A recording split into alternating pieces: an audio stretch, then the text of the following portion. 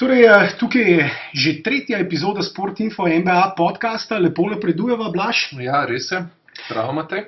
Lep pozdrav vsem in kaj smo se odločili, da bova za tretjo epizodo pogledala?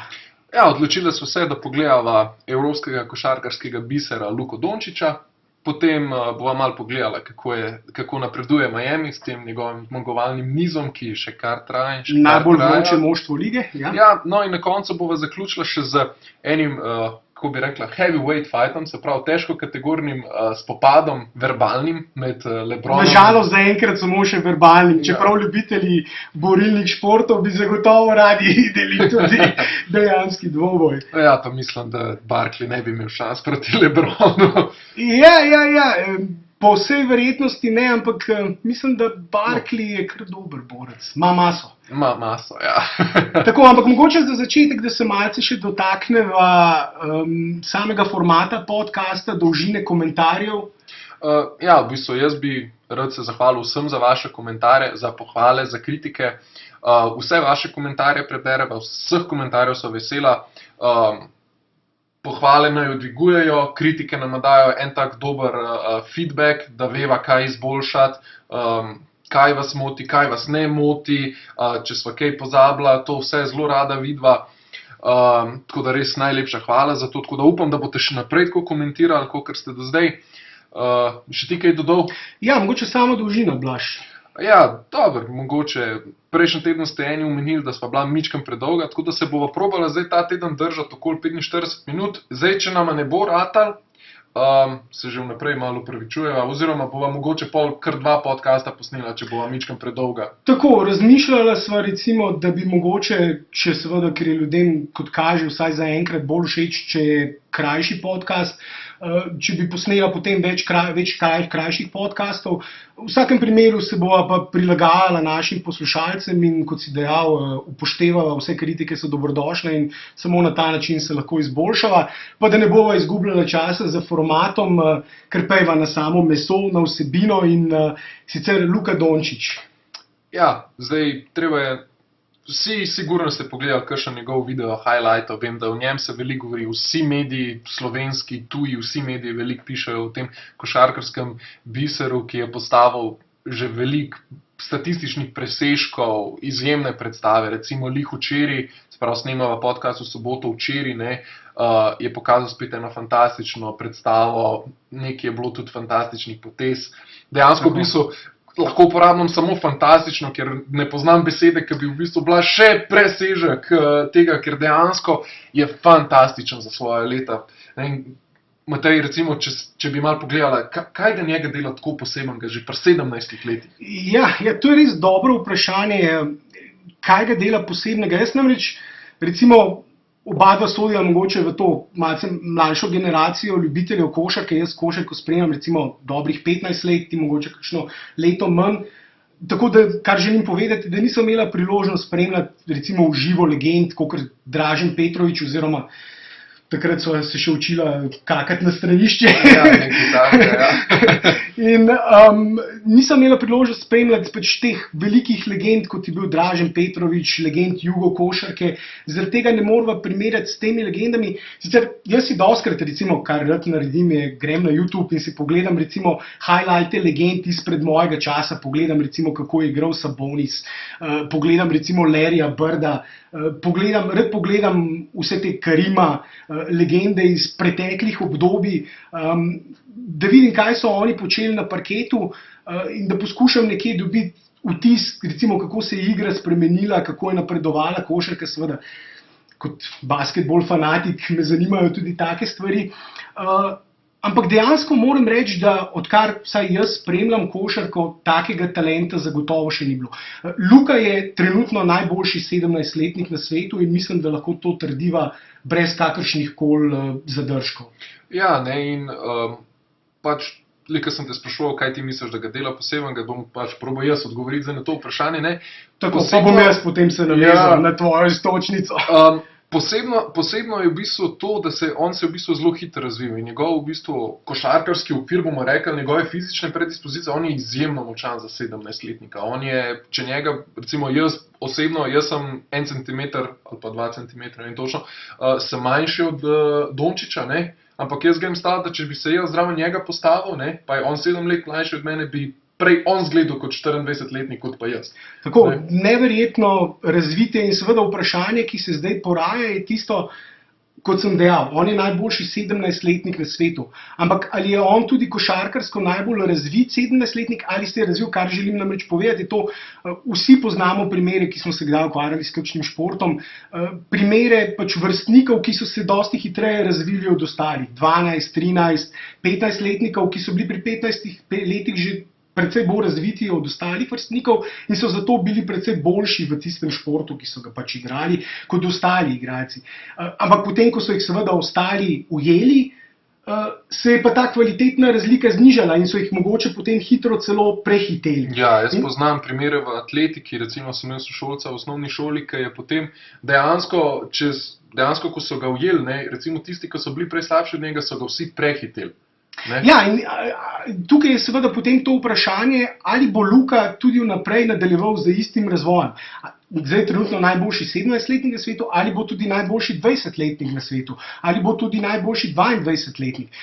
In odgovor, ki ga lahko vsaj na dosedanjo zgodovino ponudimo, je, da po vsej verjetnosti bo, če bo nadaljeval z isto hitrostjo, če se bo razvijal in fizično, in tehnično na isti način, v istem ritmu, potem bo zagotovo najboljši 20-letnik, potem bo najboljši 22-letnik, potem bo nekoč najboljši igralec na svetu. Ja, ne, A pretiravam? Ne vem, mislim, lahko rečemo, da pretiravaš, ker ne vemo, kaj bo, ne, ampak vseeno bom rekel, če pa gledamo samo dejansko, kako gre njegova krivulja razvoja, ne, mislim, da to, v bistvu to praviš, da bo najboljši igralec na svetu, ni toliko zelo, recimo, v temo brcnjena izjava, ne, in res, to je tisto, ne, kar dejansko vse nas zanima, pač kje bo dejansko meja, ne, tega pač izjemnega fanta, res neverjetno. Čeprav, jaz sem tudi rekel, to, kaj je on, ta njegova fizična moč, pa vse to, ne, če je ne bo razvil naprej, bo še vedno pač zelo dober, odličen košarkar, bo še vedno, glede na to, da se že zdaj lahko kosa z evroligaši, a ne? Luka pri 17 letih je recimo med 3 najboljšimi igralci v tem trenutku najboljše evropske ekipe. Tako kot si dejal, če se danes konča razvoj Luke Dončića, bo on še vedno zelo dober, če ne celo odličen evroligaški igralec. Če njegov razvoj ne napreduje nič, letos je bil že 2-krat MVP evroligaškega kroga, njegova statistika je glede na minutažo, glede na vlogo, ki še ni povsem določena znotraj Reala, izjemna. Če si samo pogledava nekaj njegovih številk, morda najprej recimo za začetek skupne številke iz Evrolige in domače prve španske ACB lige, skupno dosega 8,4 točke ob izjemnih odstotkih. Luka je za svoje leta res neverjetno učinkovit in predvsem to je tudi ena izmed tistih stvari, ki seveda poleg drugih izjemno navdušuje. Namreč, da pri 17 letih iz igre, skupno že spet pravim, gledamo, meče skoraj 49% iz igre, več kot 42% za 3, za 2 točki skoraj 56%, blizu 90% oziroma 85% prosti meti. V španski recimo ligi meče malce bolje iz igre, skoraj 50% je iz igre v španski ligi, v Evroligi je še vedno odličen 48% iz igre, po drugi strani pa v Evroligi tudi malce bolje meče za 3, skoraj 43%, v domači ligi pa še vedno odličnih 42%. Luka je pri 17 letih zelo blizu morda celo najbolj renomiranemu dosežku v NBA košarki. Seveda moramo upoštevati to dejstvo, da je trojka v Evropi malce bližje in zaradi tega so odstotki za 3 malce boljši kot v NBA. Ja, čeprav verjetno tudi v NBA bi kar cepno kakšno trojko, ne, ker on dostikrat vrže tudi kar kakšen meter za črto. Ne. To sploh ni vprašljivo. Zagotovo sicer bo rabil nekaj časa, da se bo prilagodil na ameriško trojko, ampak sem prepričan, da bo tudi tam, že sedaj vidimo, da njegova tehnika meta, izmet šolski in bo zagotovo še naprej ostal zelo učinkovit strelec, ampak kar sem želel povedati, ta klub 90 oziroma 50, 40, 90, 90, 50, 40, kar pomeni, da iz igre mečeš vsaj 50%, za 3 vsaj 40% in proste mete 90. To je najbolj renomirani klub največjih legend, ki obstaja znotraj NBA lige in praktično vsi, ki jim je uspelo sezono končati s takimi odstotki in so zraven še dosegli recimo več kot 15-16 točk, so se znašli v hiši slavnih, košarkarski hiši slavnih.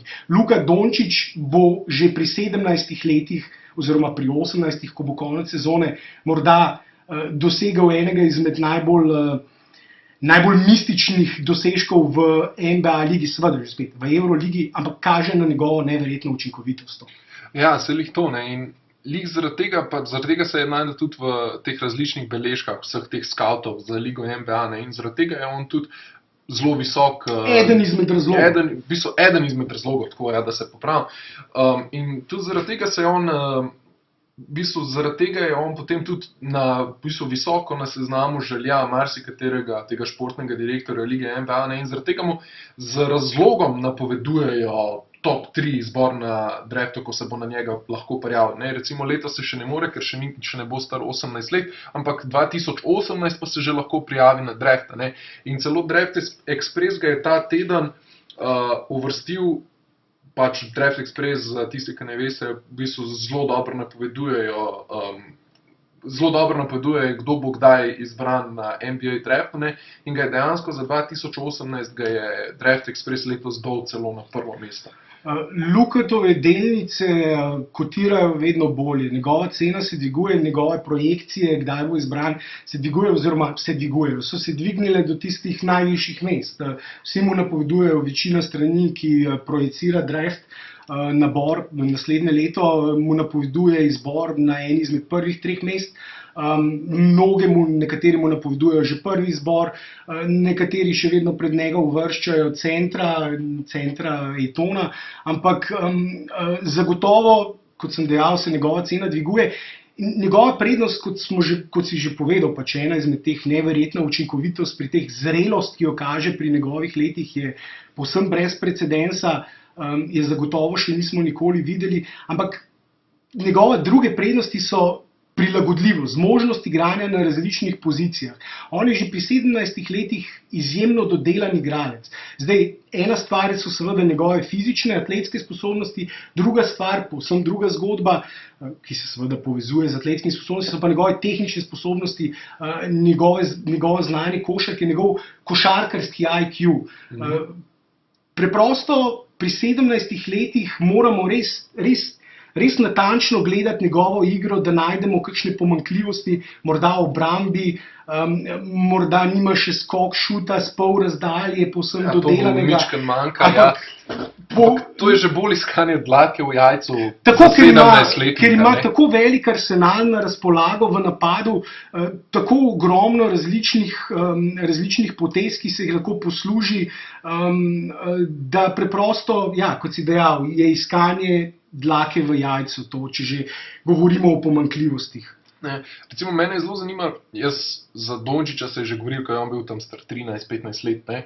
In me je res zanimalo, ker bom rekel, on je že takrat bil dominanten, fizično je bil, recimo, jaz sem videl ene slike, da je od enih bil celo za eno glavo višji igralec, pač teh, ki so igrali z njim pri teh letih, ne? In me je res zanimalo, pač kako se bo tako pri 16-17 letih, ko bo prišel v člansko konkurenco, ne? Kako bo v bistvu kako se bo noter ujel, in dejansko smo videli, da je v bistvu bil prehod praktično ni imel brez kakršnih težav. Točno tako, ne, brez kakršnih koli težav, to besedo sem iskal, ja. Je bil prehod, v bistvu sploh ni, če bi zdaj nekomu, ki sploh ne spremlja košarke, bi mu rekel, evo, ta fant je star 17 let, bi rekel, ne verjamem. Ja, zaradi tega, ker seveda tako kot si povedal, ja, kako se bo razvijal in jaz tudi zaradi tega recimo nisem veliko pozornosti, vsaj da bi spremljal njegove igre pri 13-14 letih, ko je imel tisto mitično igro, zaradi katere je potem tudi prestopil v Real, ko je na nekem turnirju dosegel preko 50 točk, trojni dvojček, ne vem, 11 skokov, 12 podaj, govorim na pamet, vem, da je bil trojni dvojček za 50 točkami, če se ne motim. Ampak seveda to je v konkurenci, kjer lahko pač morda gre to samo na račun tega, da je pač nek otrok pri teh letih že tako močno razvit, da je preprosto fizično tako bolj dominanten kot ostali.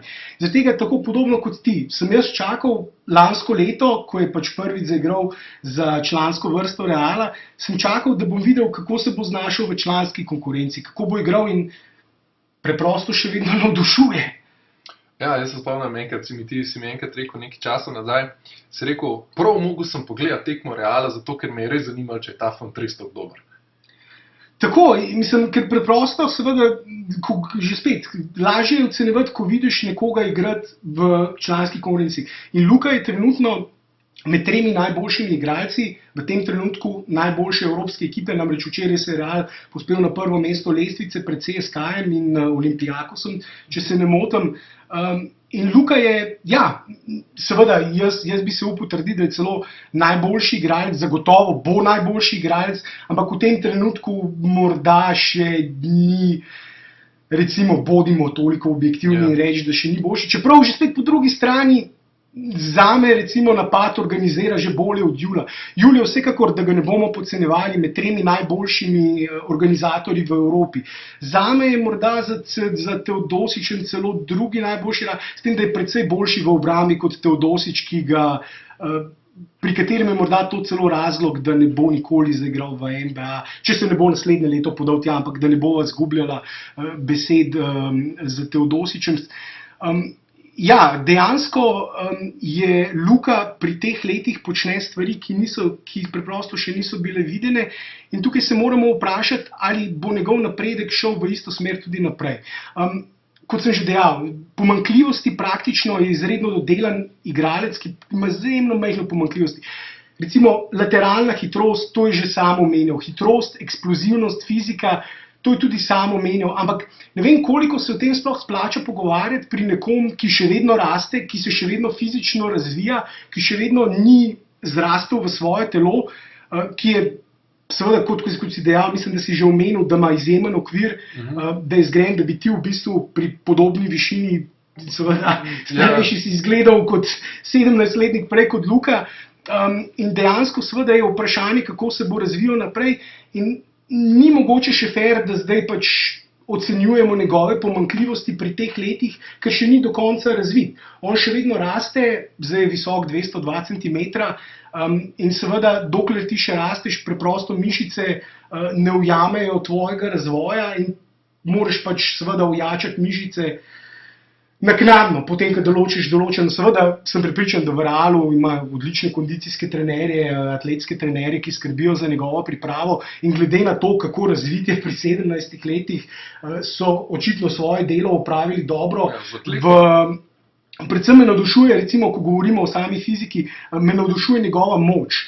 Če govorimo na eni strani eksplozivnost, prvi korak, hitrost, na drugi strani pa, recimo, ko vidim, da recimo ko pride do prevzemanja, ostane recimo v pick and rollu na centru, pri obrambi pick and rolla na centru, ali pa recimo tudi sam včasih prevzame v tranziciji kakšnega visokega igralca, ga preprosto precej višji, močnejši in starejši ne zlorabljajo v postu, ne zlorabljajo pod košem. Konkretno včeraj recimo sem videl, je nekajkrat odlično pod košem ali pa iz pol razdalje igral obrambo na Brnjanju, nekdanjem prvem izboru NBA lige, še nedolgo nazaj, ki je verjetno mnogim generalnim direktorjem v ligi tudi malce priskutil evropske igralce, zaradi tega, ker je končal kot bast.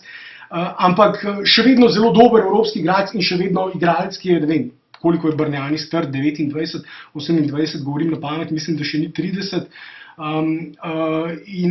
Ampak Luka ga je v postu povsem brez kakšnih večjih težav. Se je kosal z njim. Tako, in tudi z drugimi močnejšimi igralci, recimo, vidim, da je dovolj močan. Tako da njegov oče je bil pravi tank in če bo Luka šel, če bo Luka to moč, ki je zagotovo, mislim, seveda je Luka že zdaj fizično, njegove meje so precej više od meje njegove očeta, ampak govorim samo o tem fizičnem okvirju telesa in je Luka tudi nekaj tega zadržal in tukaj je seveda preprosto preveč besed o teh atletskih sposobnostih in mogoče kakšnih pomanjkljivostih, ki so še tukaj, nima smisla zgubljati, ker je Luka tehnično na drugi strani tako podkovan in tako dodelan, kompleten igralec, ker mogoče manjši aspekti, recimo, ko sem prej omenil met iz pol razdalje.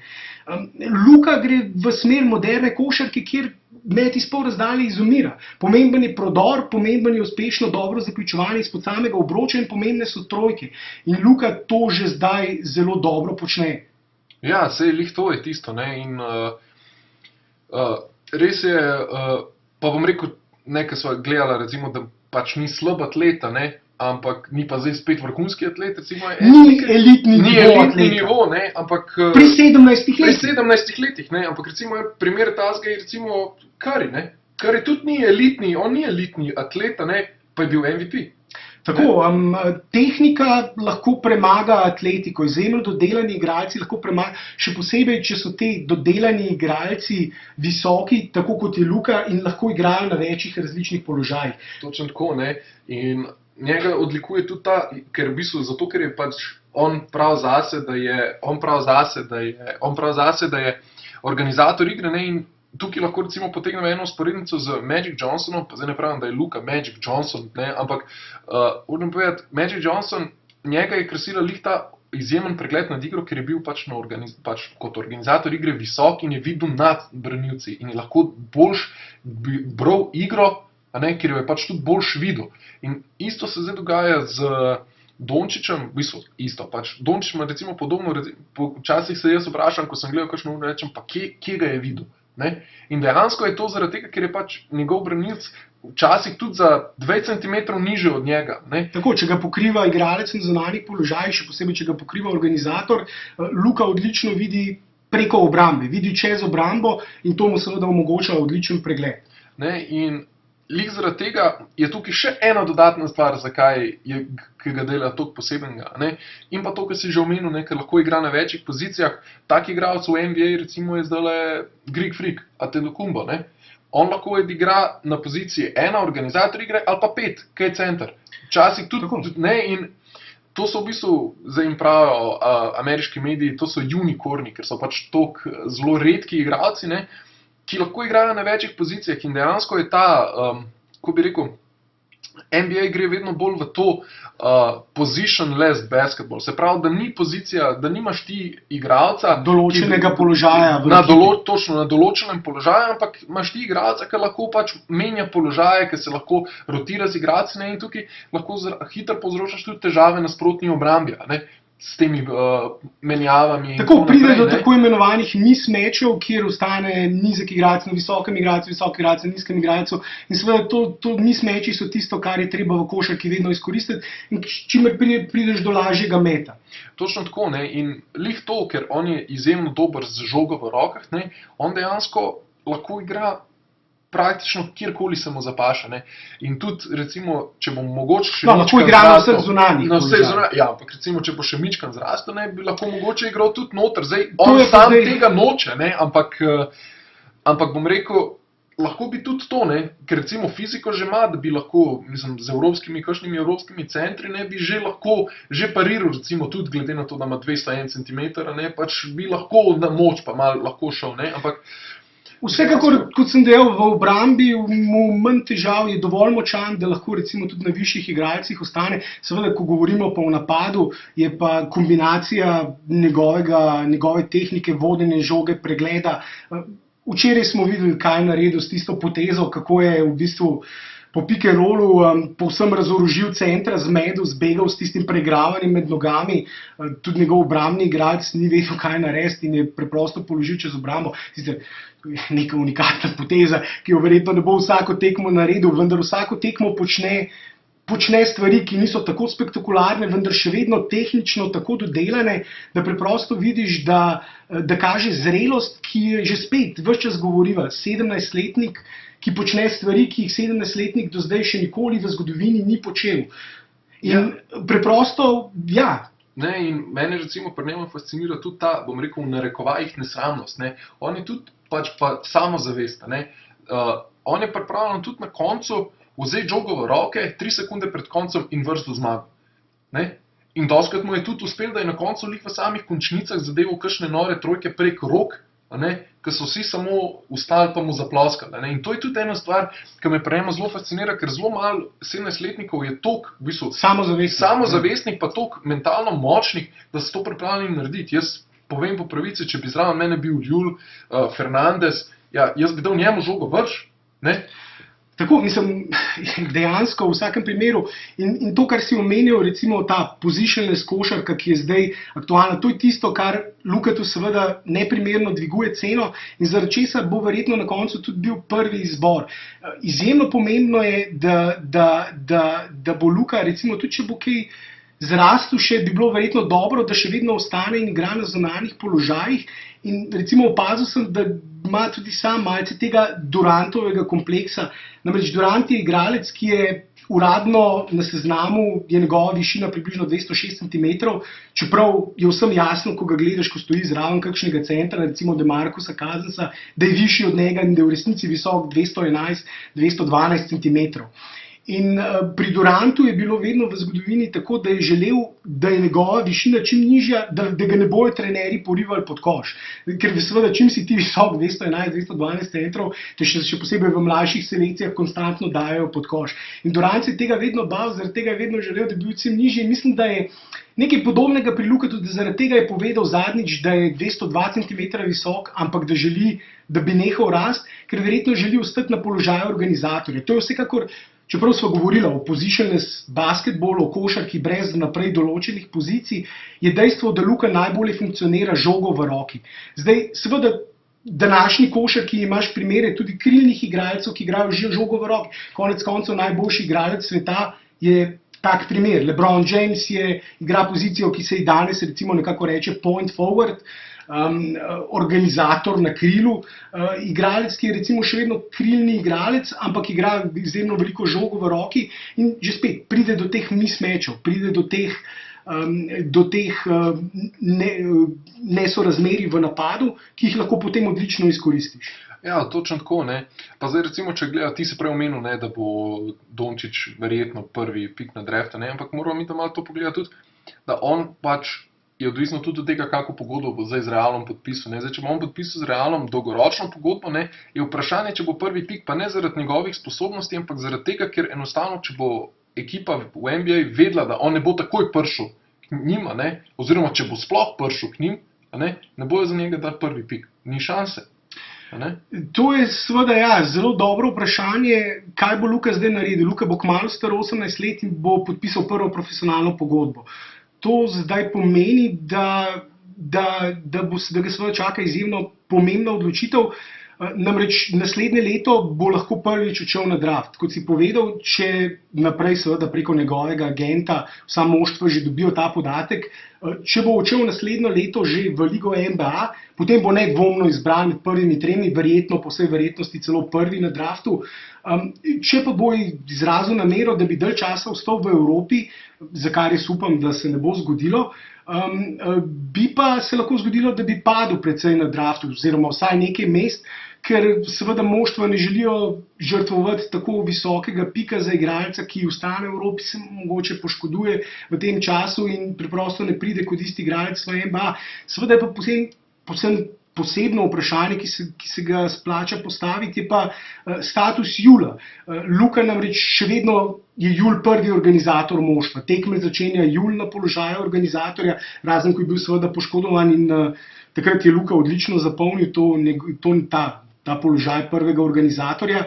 In je seveda zdaj vprašanje, kaj bo z Julom. Jul ima pogodbo podpisano do leta 2021 in že zaradi tega bi jaz raje videl, da gre Luka čim prej v NBA ligo, ker namreč mislim, da Kljub temu, da sem prepričan, seveda, kot smo že prej govorila, pa da ne bova preveč pristranska, po mojem mnenju napad Reala, kljub temu, mislim, da sem omenil, da je še vedno Jul top 3 organizator v Euroligi.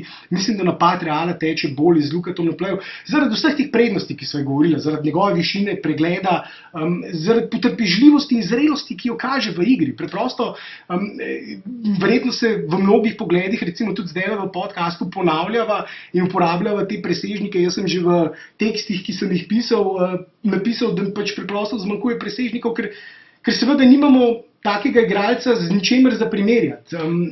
Točno tako, ne. In treba je še nekaj omeniti. Ljul je v bistvu živa legenda Reala. Ne. On je, mislim, da že od leta 2007 v Realu, ne, se pravi, zdaj bo v bistvu 10 let. Ne. Institucija. Ne. In jaz dvomim, da bi bil Pablo Laso pripravljen Ljula dati na klop, zato da bi tekme začenil Dončić. Pač govorim zdaj v roku parih let. Še posebej glede na to, da je Jul tudi najbolje plačan igralec moštva. Tudi tako, ne. In jaz dvomim, da bi bil on pripravljen Ljula pustiti na klopi. Ne. In zdaj vprašanje, če lahko Dončić nadaljuje svoj razvoj kot v bistvu druga opcija na organizatorju, zdaj razen, če bi ga potem začenjali igrati na kakšni dvojki, trojki, ne. Ja, se to kombinirajo. V Realu igra včasno, ko igra skupaj z Julom, v igri se pomakne na dvojko ali trojko, včasih se s Fernandezom menja na dvojki, trojki, različne pozicije igra in to je tista njegova, kot so že velikokrat povedali, njegova velika prednost. To je tisto, kar v NBA ligi iščejo, to je razlog, zaradi katerega je Antetokounmpo letos tak hit, kot si že ti povedal. To je razlog, zaradi katerega je Porzingis tako koristen igralec. To je razlog, zaradi katerega recimo Towns v napadu, ki je center, ampak ki lahko igra na krilu, ki ima izjemno sposobnost podajanja. Namreč pregled in podajanje sta v moderni košarki poleg meta iz razdalje morda postali skoraj da dve najbolj pomembni stvari. Če je včasih košarka bila dosti bolj usmerjena k igri v postu, k igri izpod koša, k centrom, k tej in and out igri, ko je žoga vedno napad tekel preko posta, preko centra v postu, je zdaj vse pick and roll, je zdaj vse orientirano na zunanjo igro, 4 igralci od zunaj, spread offense, razširiti obrambo, razširiti napad, čim več prostora zunanjim igralcem. In Luka, to je seveda ta igra pisana na kožo, z njegovo sposobnostjo prilagajanja in menjavanja pozicij in položajev. Je točno tako, ne, ampak vseeno bom jaz tako rekel, ne, on pa vseeno hoče biti play, ne. Hoče biti play in kaj bo z Julom, je seveda veliko vprašanje. Ker Jul pač oba ne morata biti organizatorja naenkrat, ne. In se pravi, jaz mislim, da v vsakem primeru pač glede na Julov status bi on bil v bistvu drugi igralec oziroma pač, kot sem že rekel, drugi play, ne. In mogoče lik zaradi tega, ker si rekel, da upaš, da gre čim prej v NBA, ne, mogoče lik zaradi tega bi bilo tudi fajn, da gre prej v NBA, v kakšno ekipo, kjer bo pač potrebovala organizatorja igre, ne, in pri kateri bo lahko naprej razvil svoj talent, ne. Tako, in tukaj je pa zdaj seveda tudi vprašanje, Lukata v prihodnjem letu čakajo pomembne življenjske odločitve. Vprašanje, katera ekipa ga bo izbrala na draftu.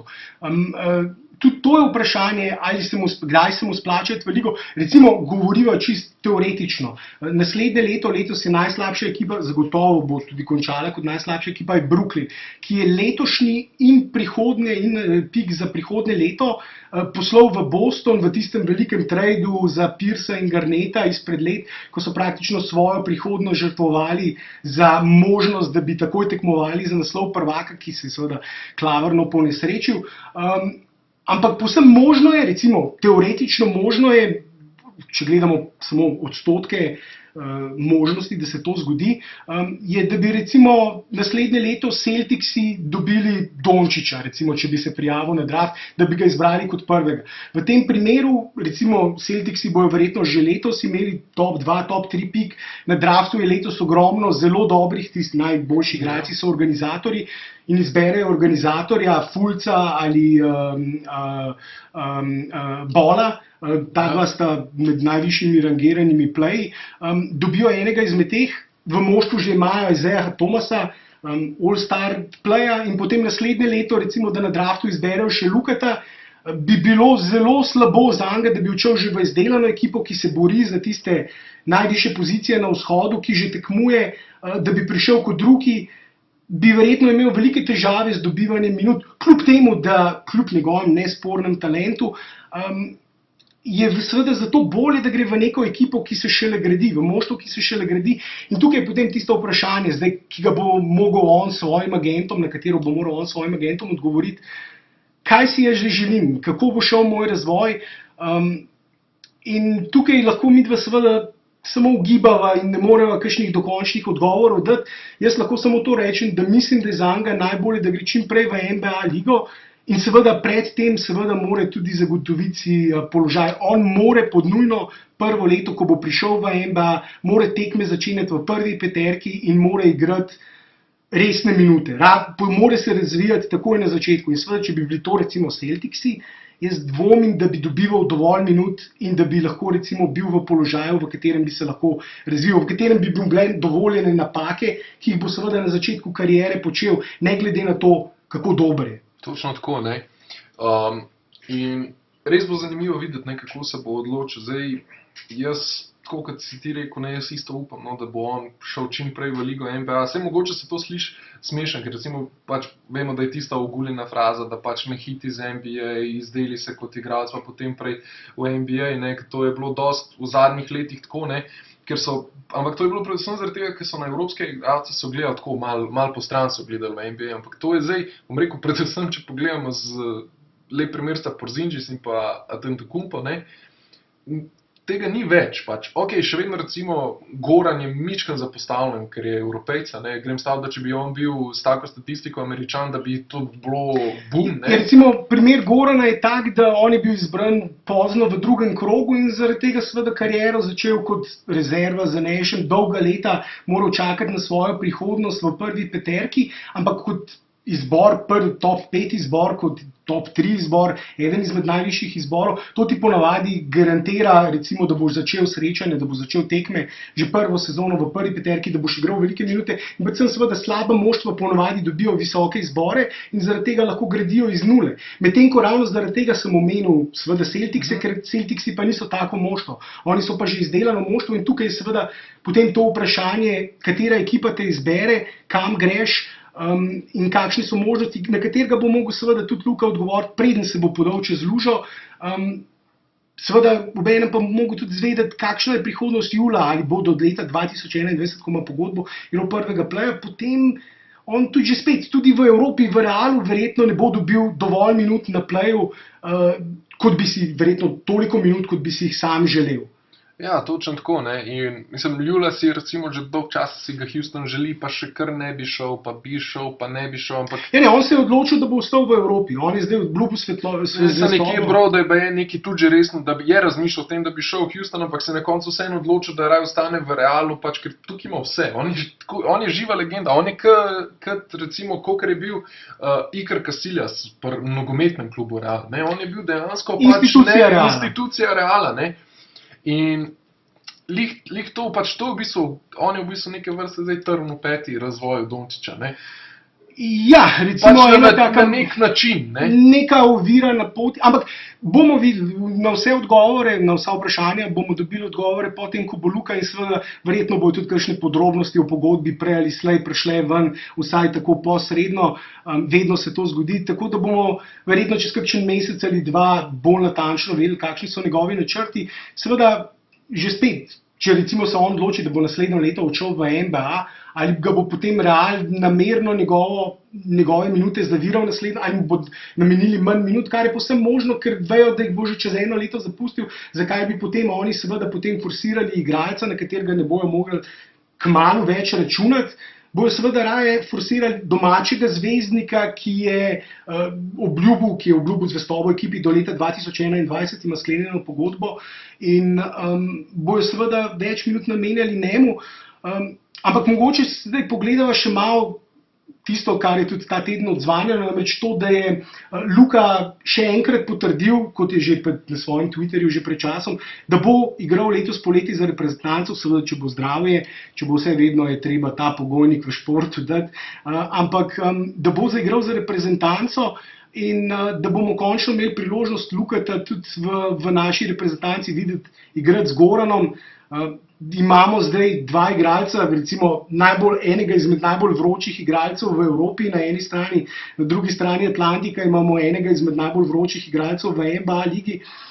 in moram priznati, ne samo meni, mnogim se že sline cedijo, če tako rečem, tudi meni, če sem iskren. Tako, ko bomo imeli priložnost končno videti.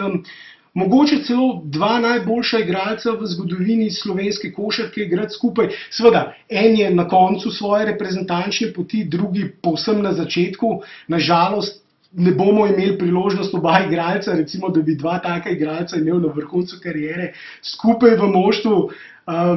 Je medalja naša, po mojem. Mislim, je to resnično kombinacija, ki jo zelo težko braniš.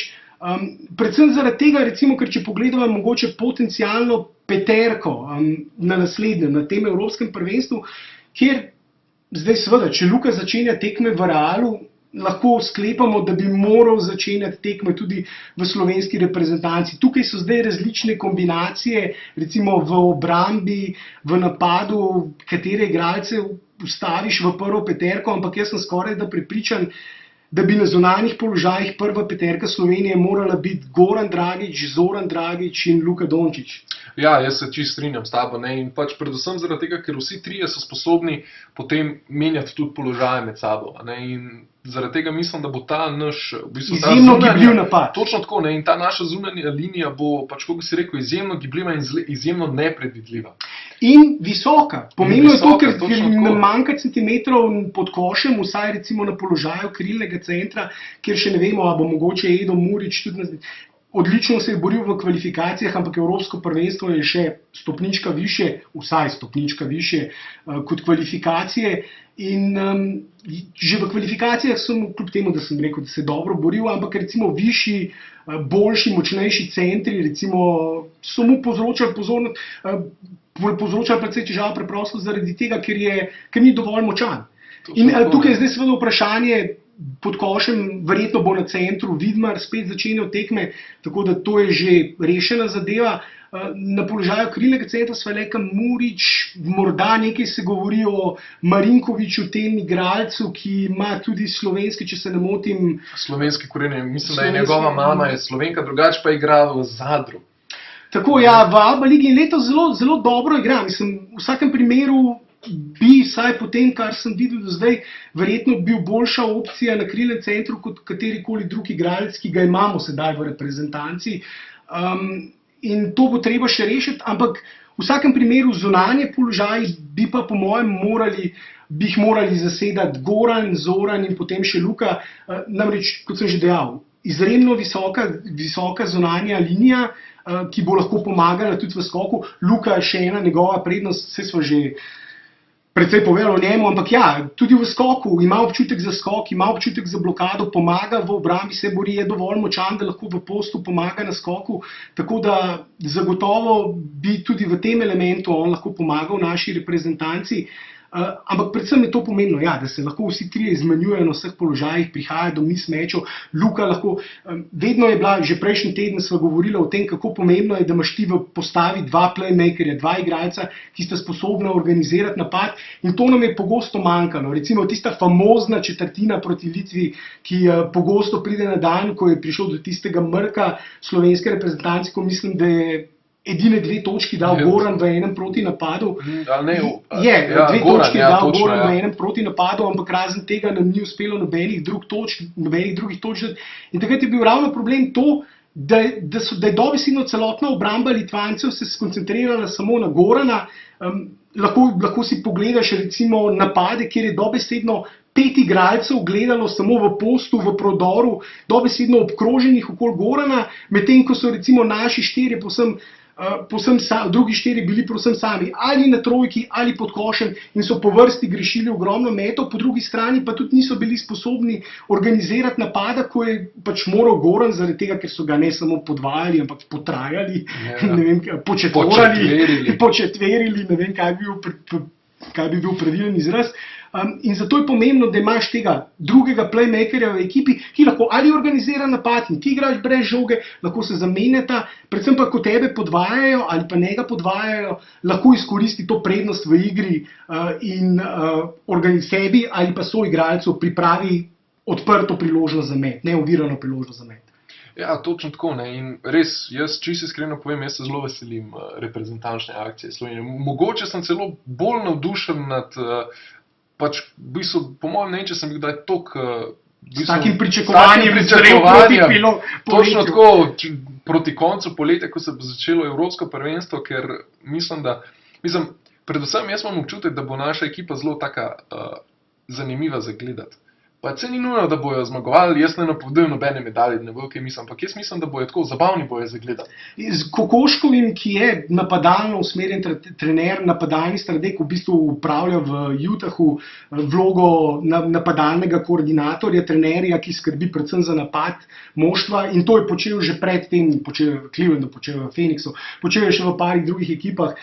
Resnično je izkušen napadalni trener. In to smo lahko videli že v kvalifikacijah, da je moštvo igralo precej hitreje, da je bila igra v napadu dosti bolj tekoča, da se ni igralo več na tiste dolge napade, na postavljeno obrambo, ja. Ampak se je iskalo tisto prvo opcijo za najboljši odprt met, ko obramba nasprotnika še ni postavljena. To je ta smer, v katero gre moderna košarka, in to je Kokoško odlično, vedno hočem reči Kokšarov. In to je Kokoško odlično implementiral ta napadalni koncept igro. Zdaj obramba je bila nekaj slabša, obramba je seveda kar ponavadi, ko igraš hitreje, ko igraš dobro v napadu, skoraj da avtomatično malce popustiš v obrambi, in to bo treba izboljšati za evropsko. Ampak ja, napad bo moral biti zdaj še z Luko Dončićem, ki, kot sem dejal, če igra v Realu v prvi peterki, dragi selektor mora igrati tudi v reprezentanci v prvi peterki. Seveda so različne, recimo jaz v pripravah je v prvi peterki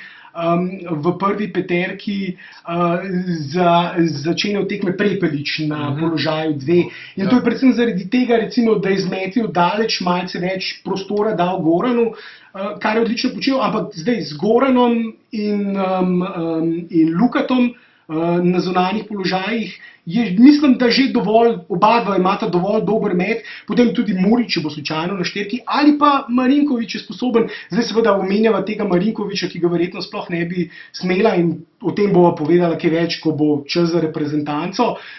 Ampak Murić recimo je dovolj dober pri metu za 3, da lahko tudi on zadane iz razdalje, in da recimo rabiš potem na položaju 2, ali pa na krilu, zagotovo se bojo, ravno to sva govorila, tudi isto Zoran, recimo letos v Milanu, ki igra bolj, predvsem obrambni specialist letos v postavi Milana, igra največkrat na krilu, recimo na položaju branilca skoraj letos nič ne igra. In tisto, lahko se z Lukatom menja, se lahko z Goranom menja. Tudi Zoran je dovolj sposoben playmaker, recimo na zadnjem evropskem prvenstvu je bil on v bistvu tisti, ki je imel največ žogo in pogosto organiziral napade. Tako da, ja, tudi jaz se, da ne bom predolg, tudi jaz se seveda že neizmerno veselim in pričakujem poletje, ko bomo končno imeli priložnost videti, ja, skupaj zaigrati dva najboljša igralca v zgodovini slovenske košarke. Ja, in jaz bi mogoče na tej točki zaključil ta prvi del podcasta. Tako, in kratek intermezzo in nadaljujemo z ostalimi temami. Da.